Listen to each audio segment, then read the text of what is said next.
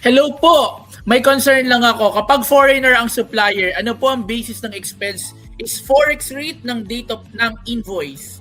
At pag magbayad ng forex rate na basis ay yung date ng actual payment. May I request lang din po kung ano pwedeng basis or reference bukod sa BSP. Ay, kain-kain sagutin ni Mike. Ikaw na sumagot, Mike.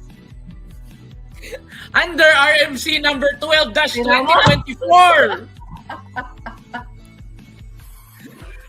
Yun lang yung alam ko. Wait lang. De, joke lang.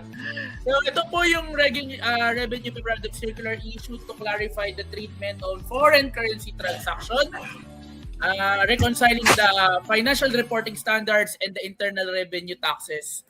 So, as per this, ang sabi po ay yung spot rate o yung foreign exchange rate at the date of the transaction. So at the date of the invoice and the date of settlement, kung anong spot rate, yun po yung gagamitin. Now, saan po kukunin? It will be lifted, according to dun sa RMC, generally dapat through the interbank na rate, yung tinatawag nilang Banker Association of the Philippines rate or BAP rate.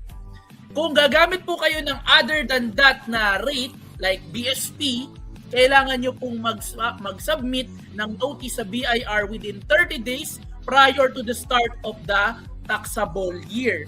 Kapag hindi nyo po ginawa yon, then may kasamang penalty later pag na-audit kayo.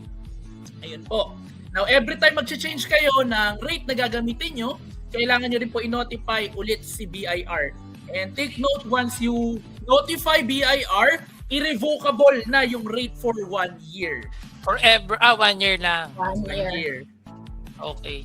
Kasi dito, ang tanong niya dalawa eh. Pwedeng realized and unrealized. Diba? Nice. So, syempre, baka yung medyo confusing dito. Pag nagbayad sila ng actual payment, kasi hindi ko maano, no? Sa actual payment kasi, kung halimbawa US dollar yan, hindi mo mapapansin. Why? Si actual US dollar ang mawawala. Pero kung yung FS niya, ang purpose lang naman ito, translation, di ba?